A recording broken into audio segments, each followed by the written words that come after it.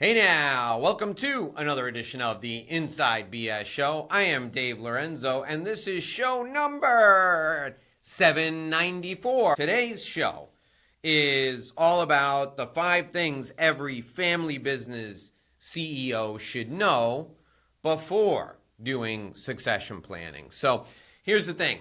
If you're a family business owner, you may not have given any thought to what happens after you decide to pass on the torch to the next generation.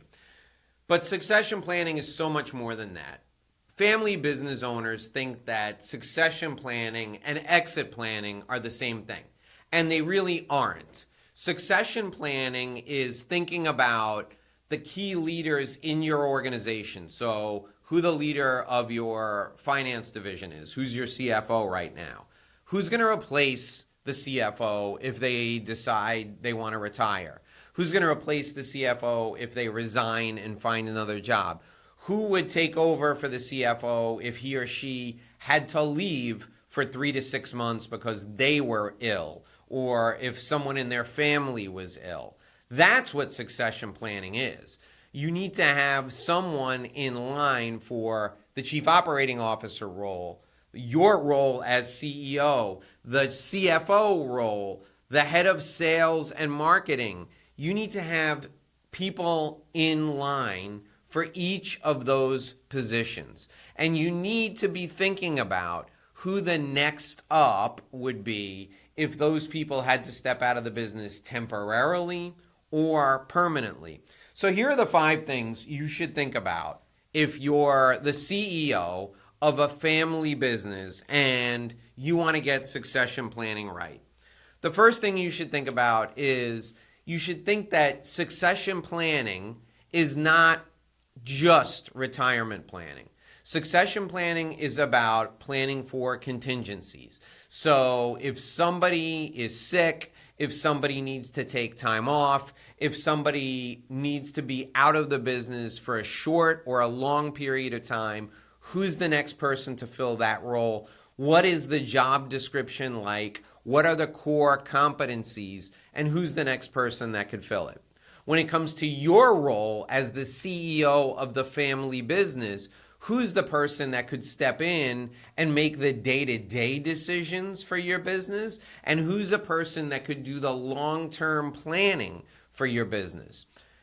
Every leader in your business should plan for their own replacement. That's what succession planning is. Part of the review for everyone in a leadership role in your business should be how easily they can be replaced by their number 2. That should be 20 to 30% of the leader's review. How well is the next person in line prepared to take over? And this should be something you're thinking about as the CEO as well. Now, the second thing you should think about in a family business when it comes to succession planning is that family relationships complicate succession planning. If you have in mind that the next in line for your job as CEO will be a family member, that family member better be more qualified than anyone else to do the job. This means that they will probably have held one or more roles in leadership in the company. So the family member that takes over for you as CEO needs to know operations inside and out. They need to know sales inside and out. They need to know finance inside and out. And if they don't have experience in all 3 of those, they at least need to be conversant in all 3 of those areas. So family ties can complicate succession planning, and it's up to you to make sure that the people who are next in line to replace you, if they're part of your family, have earned the right to make those decisions. They can't just be born into it. Think about a king versus an elected leader. The elected leader comes from the people, and they have to have earned their stripes. They probably held offices below the most senior level office. A king ascends to the throne because of their bloodlines.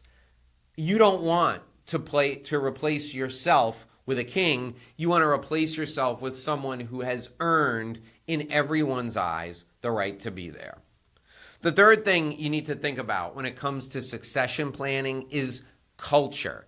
In a family business, you don't just pass on the leadership reins and the mantle of leadership. You also pass on the person who leads the culture of the organization.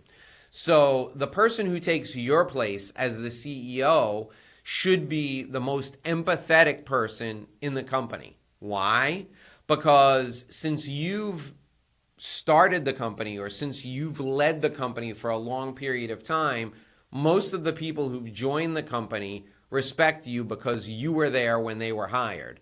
The person who's coming in behind you is going to be at some point the newest person in a role in the company. Even if they were with the company for 10 years, they're going to be brand new in their new role. So they're going to have to earn the right to lead. And this means listening. This means being empathetic. It also means connecting with people at a visceral level and leading from within, leading from the front, leading from inside the team and being one of them as well as the leader of them. And that means that they have to be immersed in the culture and want to keep the best parts of the culture going.